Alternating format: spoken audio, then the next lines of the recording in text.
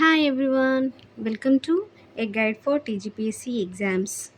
Previous వీడియోలో మనం Telangana moment phase 1లో భాగంగా చాప్టర్ 1 ముల్కీ ఉద్యమం గురించి 17 బిట్ దాకా మనం డిస్కస్ చేశామండి. నేను ప్రీవియస్ వీడియోలో ఒక మిస్టేక్ చేశానండి. ఏంటంటే నేను నంబరింగ్ అనేది ఆర్డర్ వైజ్ లేదు, కొంచెం మిస్టేక్ ఉంది అది. అంటే 1-14 తర్వాత 15 నుంచి స్టార్ట్ కావాలి కదా అండి, తర్వాత మళ్ళీ 1 నుంచి స్టార్ట్ అయింది. సో అలా నాకు కొంచెం నంబరింగ్ మిస్టేక్ ఉంది, అది అర్థం చేసుకోగలరు. సో మనం 14+17 టోటల్లీ మనం 31 బిట్స్ దాకా మనం డిస్కస్ చేసామండి. నెక్స్ట్ మనకి ఈ వీడియోలో మనం 18th బిట్ నుంచి డిస్కస్ చేస్తాం. సో ముల్కీ ఉద్యమంలో భాగంగా 18th బిట్ వచ్చేసరికి మనకి సర్ కిషన్ పెర్షాద్ ఏ సంవత్సరంలో దివాన్గా నియమించబడ్డాడు. సో సర్ కిషన్ పెర్షాద్ ఎవరండి? దివాను, నిజాం కాలంలో ఈయన దివాన్గా పనిచేశాడు. సో మరి ఏ సంవత్సరం ఈయన దివాన్గా నియమించబడ్డాడు అని అంటే 1901 అండి. ఎప్పుడు? 1901. ఈయన గురించి మనం ఎందుకు తెలుసుకోవాలి అని అంటే, ఈయన మనకి ఈ ముల్కీల కోసము పాటుపడ్డాడండి. ముల్కీల కోసం ఈయన ముల్కీలకు సపోర్ట్గా ఉన్నాడు కాబట్టి ఈయన చాలా ఇంపార్టెంట్ దివాన్ అనేది మనం గుర్తుంచుకోవాలి. నెక్స్ట్ బిట్ వచ్చేసరికి కిషన్ పెర్షాద్ దగ్గర ఆర్థిక మంత్రిగా ఉన్నది ఎవరు? సో మనకు సర్ కిషన్ పెర్షాద్ ఎవరు అంటే దివాన్ అండి. మరి కిషన్ పెర్షాద్ దగ్గర ఆర్థిక మంత్రిగా ఉన్నది ఎవరు అని అంటే అప్పుడు కాసన్ వాకర్ అండి. ఎవరు? Casson walker. ఈ కాసన్ వాకర్ ఎందుకు మనం ఈయన గురించి తెలుసుకోవాలంటే, కాసన్ వాకర్ అనే వ్యక్తి మనకి నాన్ ముల్కీలను ఎక్కువగా ఉద్యోగాల్లో తీసుకున్నాడండి. దాని ద్వారా ముల్కీ సమస్య అనేది ఇంకా తీవ్రతరమైంది. ఈయన నాన్ ముల్కీలకు ఫేవర్గా ఉన్నాడు కాసన్ వాకరు. మనకు కిషన్ పెర్షాద్ వచ్చేసరికి ముల్కీకి ఫేవర్గా పనిచేశాడు అనేది ఇక్కడ గుర్తుంచుకోవాలి. నెక్స్ట్ బిట్ వచ్చేసరికి మనకి 1910 ప్రకటన ప్రకారము మనకి 1910 ప్రకటన అనేది మనకు దేని గురించి సూచిస్తుంది అంటే, అర్హత గల స్థానికులకి ఉద్యోగాలు ఇవ్వాలి, మరియు వాళ్ళని రాత పరీక్ష ద్వారా సెలెక్ట్ చేయాలి. అంతేకాకుండా ఈ నాన్ ముల్కీ ఉద్యోగాలు ఏవైతే ఉన్నాయో అవన్నీ తాత్కాలికమైనవి అని చెప్పి మనకి 1910 ప్రకటన అనేది వచ్చిందండి. ఈయన కాలంలోనే.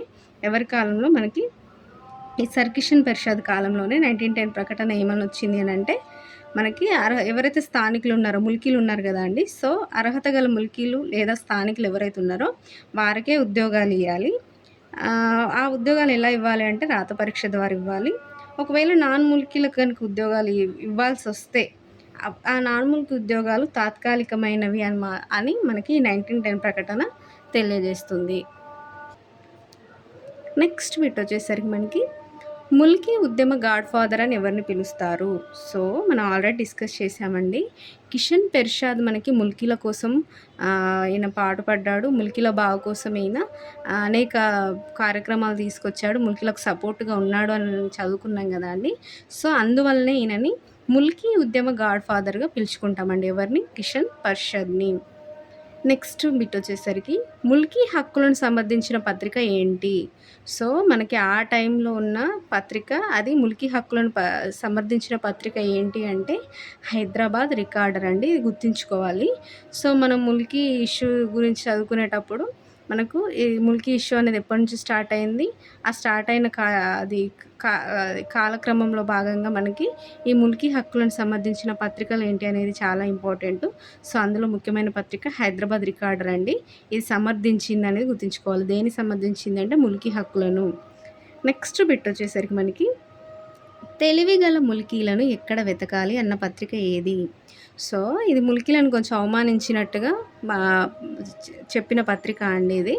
సో తెలివిగల ముల్కీలను ఎక్కడ వెతకాలి అంటే, తెలివిగల ముల్కీలే లేరు, అందువలనే వీళ్ళు తెలివిగల నాన్ ముల్కీలకు ఉద్యోగాలు ఇస్తున్నారు అన్నట్టు వెటకారంగా ముల్కీలను అవమానిస్తూ మనకు చెప్పిన పత్రిక ఏంటి అంటే ఇలాహీ బక్ష్ అనే పత్రిక 1899లో మనకి ఏమని ప్రకటించిందండి? తెలివిగల ముల్కీలను ఎక్కడ వెతకాలి అంటే, తెలివిగల ముల్కీలే లేరు, అందువల్లనే తెలివిగల నాన్ ముల్కీలకు ఉద్యోగాలు ఇస్తున్నారు అని చెప్పి ఇది అవమానపరిచింది. సో ఇది ఇంపార్టెంట్. ఏ పత్రిక మనకి ఇక్కడ ముల్కీలను అవమానపరుస్తూ తెలివిగల ముల్కీలను ఎక్కడ వెతకాలని ప్రకటించింది అని అంటే ఇలాహీ బక్ష్ అండి. ఏ సంవత్సరం అనేది కూడా ఇంపార్టెంట్, 1899. నెక్స్ట్ బిట్ వచ్చేసరికి మనకి సాలార్జంగ్ ఆహ్వానిస్తేనే వచ్చిన వారి వారసులం అన్న పత్రిక ఏంటి? సో ఇంకొక పత్రిక ఏముంది అని అంటే మేమేం ఊరికే రాలేదు. మేము కావాల్సుకొని రాలేదు. సాలార్జంగ్ ఆహ్వానించాడు కాబట్టే మేమొచ్చినాం. సో, అలా వచ్చిన వారి యొక్క వారసులమే మేము అన్నట్టుగా ఏ పత్రిక ప్రకటించింది అంటే మనకి 'ది మహమ్మదీన్'. సో, డిఫరెన్స్ తెలుసుకోవాలండి. 'ఇలాహీ బక్ష్' ఏమంది, 'ది మహమ్మదీన్' పత్రిక ఏమంది అనంటే, ఈ 2 పత్రికలు మనకి ముల్కీలను అవమానించినట్టుగా మాట్లాడినాయండి. అంటే ముల్కీలకు అపోజిట్‌గా మనకి ప్రకటించాయి. 'ఇలాహీ బక్ష్' అండ్ 'ది మహమ్మదీన్' పత్రిక. 'ఇలాహీ బక్ష్' వచ్చేసరికి మనకి తెలివిగల ముల్కీలను ఎక్కడ వెతకాలి అని అన్నది. 'ది మహమ్మదీన్' పత్రిక వచ్చేసరికి మనకి సాలార్జంగ్ ఆహ్వానిస్తేనే వచ్చిన వారి వారసులమని ప్రకటించింది. నెక్స్ట్ బిట్ వచ్చేసరికి మనకి ఏ సంవత్సరంలో కాసన్ వాకర్‌ని ఆర్థిక మంత్రి పదవి నుంచి తొలగించారు? సో, మనం ఆల్రెడీ ఏమని చదివామండి, కాసన్ వాకర్ ఎవరు అండి? మనకి ఆర్థిక మంత్రి. ఎవరి దగ్గర? మనకి దివాన్ కిషన్ పరిషత్ దగ్గర ఆర్థిక మంత్రి అని చదువుకున్నాము. సో, ఈయన ఏంటి, నాన్ ముల్కీలను ఎక్కువ ఉద్యోగాలలో తీసుకోవడం వల్ల ముల్కీ సమస్య తీవ్రతర అయినందువలన ఈయనని ఆర్థిక మంత్రి పదవి నుంచి ఎప్పుడు తొలగించారు అంటే 1912 అని గుర్తుంచుకోవాలి. సో, ఈయన ద్వారా ఇంకా ముల్కీ ఇష్యూ అనేది ఇంకెక్కువయిందనేది గుర్తుంచుకోవాల్సిన విషయం ఇక్కడ. నెక్స్ట్ బిట్ వచ్చేసరికి మనకి తొలి ముల్కీ హిందూ పట్టభద్రుడు ఎవరు? సో, ఈయన ఫస్ట్ ముల్కీ, అందులో మరియు హిందూ అండి. So, Mulki plus Hindu. తొలి ముల్కీ హిందూ పట్టభద్రుడు ఎవరు అని అంటే మనకి రాయ్ బాల్ముకుంద్ అండి. ఎవరు? రాయ్ బాల్ముకుంద్. ఈయన చాలా ఇంపార్టెంట్ వ్యక్తి. సో, ఈయన గురించి మనం చాలా సార్లు చదువుకుంటాం కాబట్టి మనకి ఈయననే తొలి ముల్కీ హిందూ పట్టభద్రుడు అండి అని గుర్తుంచుకోవాలి. మరి ఈయనకి ఎక్కడి నుంచి వచ్చింది అని అంటే ఈయనకి ఈ గ్రాడ్యుయేషన్ ఏ యూనివర్సిటీ నుంచి కంప్లీట్ చేశాడు అంటే మద్రాస్ యూనివర్సిటీ నుంచి 1885లో ఈయన డిగ్రీ పట్టా తీసుకున్నాడండి. ఈయన గ్రాడ్యుయేషన్ కంప్లీట్ అయింది. ఏ యూనివర్సిటీ? మద్రాస్ యూనివర్సిటీ. ఏ ఇయర్‌లో? 1885లో. నెక్స్ట్ బిట్ వచ్చేసరికి మనకి ఏ సంవత్సరంలో రాయ్ బాల్ముకుంద్ హెచ్‌సి న్యాయమూర్తిగా అంటే హైకోర్టు న్యాయమూర్తిగా నియమించబడ్డాడు? సో, ఈ రాయ్ బాల్ముకుందే మనకి తొలి ముల్కీ హిందూ పట్టభద్రుడు. సో, తొలి హిందూ అయినా ఆయననే, తొలి ముల్కీ హిందూ అయినా ఆయననే. సో, ముల్కీ అంటే ఏంటండి, స్థానికుడు కదా మనకి. తొలి స్థానికుడు ప్లస్ తొలి హిందూ 2 కలిపి తొలి ముల్కీ హిందూ ఎవరు మనకి పట్టభద్రుడిలో రాయ్ బాల్ముకుంద్. ఏ సంవత్సరంలో ఈయన హైకోర్టు న్యాయమూర్తిగా నియమించబడ్డాడంటే 1908 అండి. సో, హైకోర్టు న్యాయమూర్తిగా ఈ రాయ్ బాల్ముకుంద్ పనిచేశాడని ఇక్కడ గుర్తుంచుకోవాలి. మరి హైదరాబాద్ హైకోర్ట్ అనేది ఏ సంవత్సరంలో ఏర్పడింది అని అంటే 1890లో అండి. 1890లో ఏర్పడింది. 1908లో మనకి దీని యొక్క న్యాయమూర్తిగా రాయ్ బాల్ముకుంద్ నియమించబడ్డాడు. నెక్స్ట్ బిట్ వచ్చేసరికి మనకి ఉస్మానియా యూనివర్సిటీ ఏర్పాటు సంవత్సరం మరియు ఎవరి సూచనల మేరకు ఇది ఏర్పడింది? సో, ఉస్మానియా యూనివర్సిటీ ఏ సంవత్సరంలో ఏర్పడింది? మరియు ఎవరి సూచనల మేరకు ఉస్మానియా యూనివర్సిటీ ఏర్పాటు చేయబడింది అని అంటే మనకి ఇది చాలా చాలా ఇంపార్టెంట్ అండి. ఉస్మానియా యూనివర్సిటీ యొక్క బ్యాక్ స్టోరీ అనేది మనం ఖచ్చితంగా తెలుసుకోవాలి. ఇది ఖచ్చితంగా ఈ టాపిక్ నుంచి మనకి ఎక్కువగా రిపీటెడ్‌గా బిట్స్ పడతాయండి. ఉస్మానియా యూనివర్సిటీ ఎప్పుడు ఏర్పాటు చేయబడిందంటే మనకి 1918లో ఏర్పాటు చేయబడిందండి. మరి ఎవరి సూచనల మేరకు దీన్ని ఏర్పాటు చేశారంటే ఎడ్యుకేషన్ కాన్ఫరెన్స్ యొక్క సూచనల మేరకు. దేని యొక్క సూచనలండి? ఎడ్యుకేషన్ కాన్ఫరెన్స్ యొక్క సూచనల మేరకు. నెక్స్ట్ బిట్ వచ్చేసరికి మనకి ఉస్మానియా యూనివర్సిటీ బోధనా భాష ఏంటి? సో, మరి ఉస్మానియా యూనివర్సిటీలో ఈ బోధన భాష ఏంటి అంటే లఖ్నవీ ఉర్దూ అండి. మనకి లఖ్నవీ ఉర్దూ అనేది ఉత్తర భారతదేశంలో వాడే ఉర్దూ అండి. దాన్నే లఖ్నవీ ఉర్దూ అని అంటాము. సో, ఉర్దూలో 2 టైప్స్ ఉంటాయి. అందులో ఒక టైపు లఖ్నవీ ఉర్దూ. ఇది ఉత్తర భారతదేశంలో ఎక్కువగా వాడే ఉర్దూ అన్నమాట. సో, ఆ లఖ్నవీ ఉర్దూయే మనకి ఉస్మానియా యూనివర్సిటీలో బోధన భాష అనేది గుర్తుంచుకోవాలి. నెక్స్ట్ బిట్ వచ్చేసరికి మనకి దక్కని జాతీయవాదాన్ని మనకు తీసుకొచ్చిన వ్యక్తి ఎవరు అంటే దక్కని జాతీయవాదం అనే ఉద్యమాన్ని కానీ, ఆ పదాన్ని కానీ, లేకపోతే ఆ భావాన్ని, దక్కని జాతీయవాదం అనే భావాన్ని మనకి ప్రచురణలోకి తీసుకొచ్చిన వ్యక్తి ఎవరు అంటే ఇది చాలా ఇంపార్టెంటు. దక్కని జాతీయవాదం గురించి తెలుసుకోవాలి. ఎవరు అంటే డాక్టర్ జోరే. ఎవరండి? డాక్టర్ జోరే. మరి డాక్టర్ జోరే ఎవరు అని అంటే మనకి ఉస్మానియా యూనివర్సిటీలో ఉర్దూ ప్రొఫెసర్ అండి. సో, ఈ ఉస్మానియా యూనివర్సిటీలోనే ఉర్దూ ప్రొఫెసర్‌గా పనిచేస్తున్న మనకి డాక్టర్ జోరే మనకి దక్కన్ జాతీయవాదాన్ని ప్రచురణలోకి తీసుకొచ్చాడండి. మరి దక్కన్ జాతీయవాదం అంటే ఏంటి అని అంటే మనకి ఏం లేదండి. కుల మతాలకు సంబంధం లేకుండా అంటే కులంతో గానీ, మతంతో గానీ సంబంధం లేకుండా ముల్కీవాదాన్ని అంటే ముల్కీలు అంటే ఏంటంటే మనకి స్థానికులు గదా అండి. ఆ ముల్కీవాదాన్ని తీసుకురావడమే ఈ దక్కన్ జాతీయవాదం యొక్క ముఖ్య లక్ష్యమండి. సో, ఏంటంటే మనకి మతానికి, కులానికి సంబంధం లేకుండా ఎవరైతే ముల్కీలుంటారో, ఆ ముల్కీ వాదాన్ని లేదా ముల్కీల రక్షణ కోసం పాటుపడడమే ఈ దక్కన్ జాతీయవాదం యొక్క లక్ష్యం అనేది మనం ఇక్కడ గుర్తుంచుకోవాలి.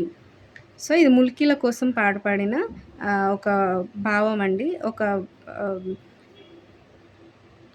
సో, దక్కన్ జాతీయవాదం అనేది మనకు ముల్కీవాదం కోసం పాటుపడిన ఒక విషయం అనేది మనం ఇక్కడ గుర్తుంచుకోవాలి. నెక్స్ట్ బిట్ వచ్చేసరికి మనకి ఓయూ ముల్కీ ప్రొఫెసర్లు మనకి ఎవరైతే మనకు డాక్టర్ జోరేతో పాటు ఎవరైతే ఓయూ ముల్కీ ప్రొఫెసర్లు ఉన్నారో, ముల్కీ ప్రొఫెసర్లు అంటే స్థానిక ప్రొఫెసర్లు ఎవరైతే ఉన్నారో వాళ్ళందరూ ఏం చేశారంటే ఇదారా ఈ అదాబియాత్ ఈ ఉర్దూ గ్రంథాలయాన్ని మనకి స్థాపించారు. సో, ఇక్కడ మనం ఏం గుర్తుంచుకోవాలండి, ఈ గ్రంథాలయం పేరు గుర్తుంచుకోవాలి. ఇది ఏ గ్రంథాలయం, ఆ పేరేంటి? ఇదొక ఉర్దూ గ్రంథాలయం అండి. ఇదారా ఈ అదాబియత్ ఈ ఉర్దూ అనే గ్రంథాలయాన్ని స్థాపించారు. మనం ఇక్కడ ఏం చదువుకున్నామండి ఆల్రెడీ ఉస్మానియా యూనివర్సిటీలో బోధన భాష లఖ్నవీ ఉర్దూ అని చదువుకున్నాం కదా అండి. లఖ్నవీ ఉర్దూ అంటే ఏంటి? ఉత్తర భారతదేశంలో వాడే ఉర్దూ. కానీ మనకి ఓ యూనివర్సిటీ ఉంది ఎక్కడ అండి? దక్షిణ భారతదేశం అయినటువంటి మన హైదరాబాద్‌లో కదా అండి ఉండేది. సో, మరి దక్కని ఉర్దూను వాడకుండా బోధన భాషగా లఖ్నవీ ఉర్దూను అంటే నాన్ ముల్కీల యొక్క భాష అయినటువంటి లఖ్నవీ ఉర్దూను వాడడాన్ని వీళ్ళు తీవ్రంగా వ్యతిరేకించారు కాబట్టి ముల్కీవాదానికి సపోర్ట్‌గా అలాగే ముల్కీల యొక్క వాడుక భాష అయినటువంటి దక్కని ఉర్దూ ఏదో ఉందో దాన్ని సపోర్ట్ చేయాలి, దాన్ని ఎక్కువ ప్రచురణలోకి తీసుకురావాలి అన్న ఒక ముఖ్య కారణంతోటి ఇదారాయి అదాబియత్ ఈ ఉర్దూ గ్రంథాలయాన్ని వీళ్ళు స్థాపించారు. ఓయూ ముల్కీ ప్రొఫెసర్లందరూ కలిసి. దేనిలో భాగంగా అండి ఈ దక్కన్ జాతీయవాదంలో భాగంగా.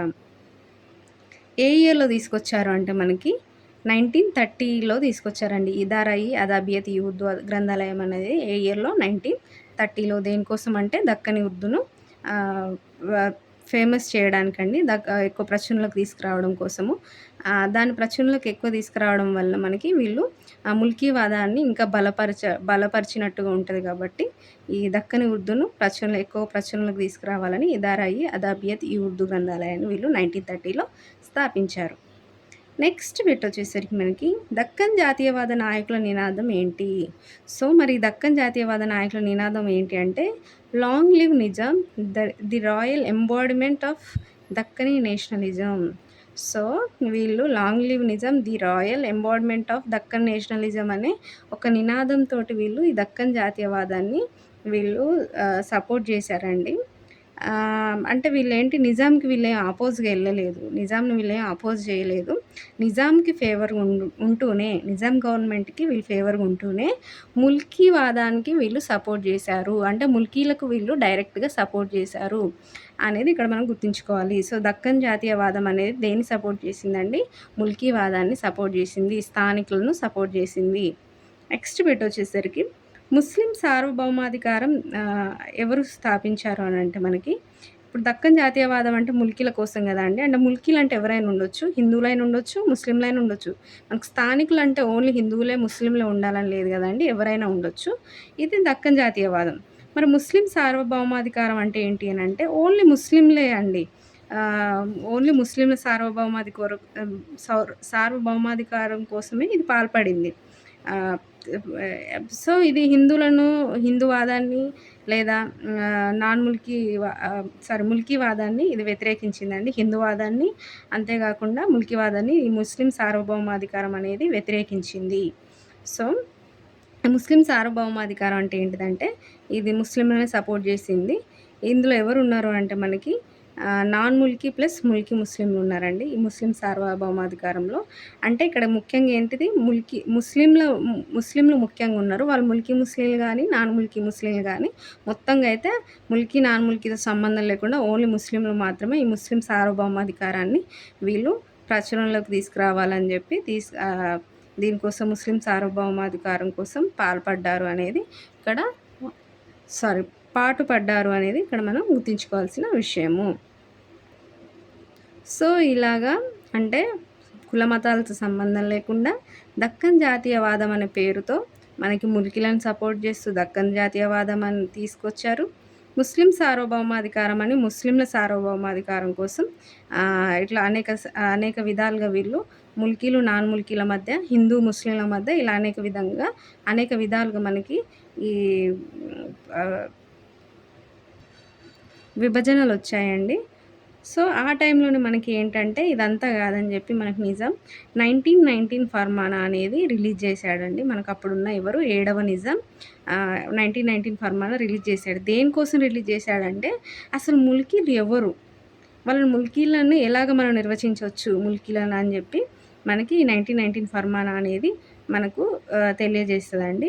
సో, మనకు ముల్కీలు ఎవరు అనంటే మొత్తం 5 రకాలుగా మనం ముల్కీలను నిర్వచించవచ్చండి. మనకు ఫస్ట్ రకంలో వచ్చేసరికి ఏబిసిడి అని మనకి 4 సబ్ కేటగిరీస్ ఉన్నాయి ఫస్ట్ దాంట్లో.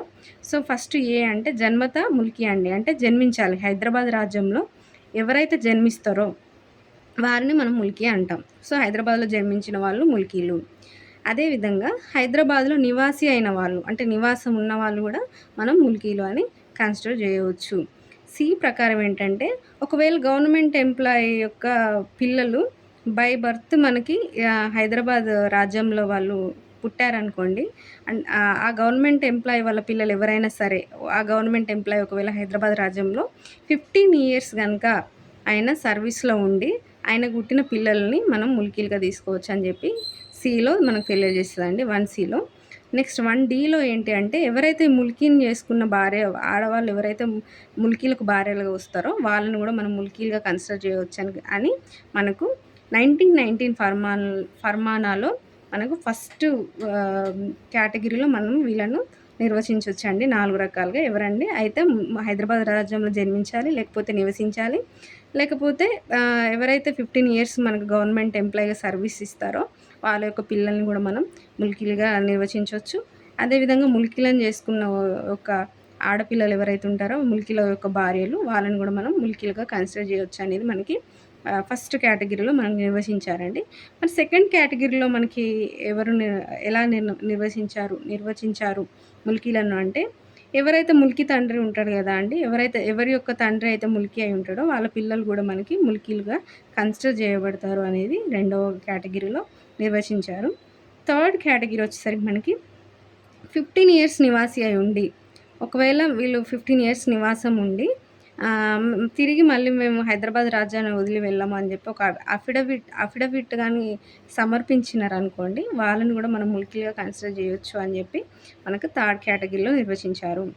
ఫోర్త్ కేటగిరీ వచ్చేసరికి ఎవరైనా ముల్కీ స్త్రీ ఉందనుకోండి, ఆ ముల్కీ స్త్రీ నాన్ ముల్కీ భర్తను చేసుకొని మనకి హైదరాబాద్లోనే నివాసం ఉందనుకోండి, అప్పుడు కూడా ఆమె యొక్క ముల్కీ తత్వం అనేది లేదా ఆమె యొక్క ముల్కీ స్టేటస్ అనేది కోల్పోదు అనేది ఇక్కడ గుర్తుంచుకోవాలి. అంటే ముల్కీ స్త్రీ నాన్ ముల్కీ భర్తను అంటే స్థానికేతరుడైనటువంటి భర్త ఎవరైతే హైదరాబాద్ రాజ్యం వెలుపల ఉంటాడు కదా అండి, ఆ హైదరాబాద్ రాజ్యం వెలుపల ఉన్నటువంటి భర్తను పెళ్లి చేసుకున్నప్పటికి కూడా ఆమె హైదరాబాద్లోనే నివాసం ఉంది. అంటే ఆయన భర్త ప్లేస్కి వెళ్ళకుండా హైదరాబాద్లోనే నివాసం ఉంటే ఆమె యొక్క ముల్కీ స్టేటస్ని ఆమె కోల్పోదు. సో, ఆమెకు ముల్కీ స్టేటస్ ఉంటుంది అని చెప్పేదే ఈ ఫోర్త్ కేటగిరీ. ఫిఫ్త్ కేటగిరీ ఒకవేళ వెళ్ళిందనుకోండి, భర్త ప్లేస్కి వెళ్ళిందనుకోండి, వెళ్ళినప్పటికీ మళ్ళీ తిరిగి హైదరాబాద్కి నివాసం వస్తే కనుక, తిరిగి మళ్ళీ హైదరాబాద్కి వచ్చి హైదరాబాద్లో నివాసం ఉంటే కనుక అప్పుడు కూడా ఆమె ముల్కీ స్టేటస్ని కోల్పోదు అనేది ఫిఫ్త్ కేటగిరీలో మనకు తెలియజేస్తుందండి. అంటే ముల్కీ స్త్రీ ఒకవేళ నాన్ ముల్కీ భర్తను చేసుకొని ఆయన ఉన్న ప్లేస్కి వెళ్ళకుండా హైదరాబాద్లోనే నివాసం ఉన్నా ఆమె ముల్కీ స్టేటస్ కోల్పోదు. ఒకవేళ వెళ్ళినా సరే మళ్ళీ ఏదైనా కారణం చేత అయితే భర్తకు డైవర్స్ ఇచ్చి అయినా లేకపోతే భర్త చనిపోయి అయినా సరే మళ్ళీ తిరిగి హైదరాబాద్ రాజ్యానికి వచ్చి హైదరాబాద్ రాజ్యంలో నివాసం ఉన్నట్లయితే కనుక ఆమెను మళ్ళీ ముల్కీ స్త్రీగానే మనం కన్సిడర్ చేయవచ్చు అనేది ఫిఫ్త్ కేటగిరీలో మనకి నిర్వచించారు. మరి అట్లా వెళ్ళి తిరిగి వచ్చిన ముల్కీ స్త్రీ యొక్క పిల్లల్ని కూడా మనకి ఆటోమేటిక్గా ముల్కీలుగా కన్సిడర్ చేస్తారా అంటే లేదండి. Children should satisfy Mulki rules. అంటే చిల్డ్రన్ మాత్రం మళ్ళీ ముల్కీ రూల్స్ని వాళ్ళు సాటిస్ఫై చేయాల్సిందే. ఆటోమేటిక్గా వీళ్ళకి ఏం ముల్కీ స్టేటస్ రాదు. ఆ ముల్కీ స్త్రీకి మాత్రం వస్తుంది అనేది ఇక్కడ మనం గుర్తుంచుకోవాలి. సో, ఆటోమేటిక్‌గా రాదులే గానీ, వాళ్ళు ఇంకా వేరేవి మనం ముందు డిస్కస్ చేసుకున్న ఈ ముల్కీ రూల్స్ ఏవైతున్నాయో వాటిలో ఏ ఒక్కదాన్ని సాటిస్ఫై చేసినా గానీ వాళ్ళకి ఆ ముల్కీ స్టేటస్ ఒస్తది. ఈ ముల్కీ స్త్రీ యొక్క పిల్లలకి అనేది ఈ ఫిఫ్త్ కేటగిరీలో మనం ఆహ్, ఆహ్, తెలుసుకున్నాం. సో, ఇక్కడికి మనము తెలంగాణ మూవ్‌మెంట్‌లో ఫేజ్ 1లో భాగంగా చాప్టర్ 1 ముల్కీ ఉద్యమంలో 35 బిట్స్ మనం కవర్ చేసుకున్నామండి. సో, నెక్స్ట్ బిట్స్ మనం నెక్స్ట్ వీడియోలో, నెక్స్ట్ పార్ట్‌లో మనం డిస్కస్ చేస్తాం. ఇక్కడితో వీడియో క్లోజ్ చేద్దామండి. Thank you.